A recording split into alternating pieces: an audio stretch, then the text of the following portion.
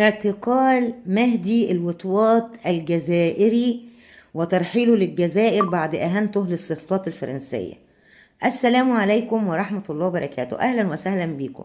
طبعا زي ما انتوا شفتوا في الصور كده، ديت صور مهدي الوطواط التوك توكر اللي عنده ملايين من المتابعين، رغم انه ما عندوش محتوى. يعني بدون محتوى، عنده ملايين بس بدون محتوى. طب ازاي نفهموا دي؟ ان هو بيفتح بثات مباشرة، بيحضر له كتير من الناس قوي، بيحضروا له كتير قوي، ملايين الملايين بجد، وكمان بيبعتوا له هدايا كتير.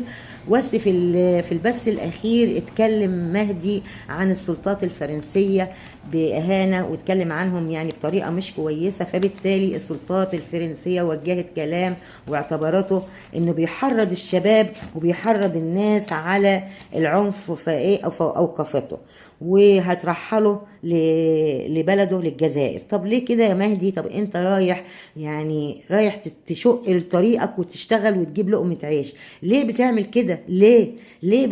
طب انت يعني اعمل لايفات زي ما انت عايز، بس ليه تهين في السلطات الفرنسية في البلد اللي انت رايح تشتغل فيها؟ ده الكلام ده موجه على ان طبعا يعني بيوجه للشباب، في منهم اللي بيخرج عن دينه استغفر الله العظيم من كل ذنب، وفي اللي بيسوي مشاكل وحاجات كتير قوي بتحصل بسبب اللايفات بتاعتك. طبعا السلطات وجهت له الوقت وهترجعه لبلده، وانت شغال ودافع عن نفسك وخليك في البلد اللي انت شغال فيها باحترامك للبلد ولقمة عيشك، بدل ما تنقل الحاجات اللي ما هيش كويسة. اديك في الاخر هترجع بلدك بدون اي حاجة، انت اللي خسرت، محدش تاني خسر.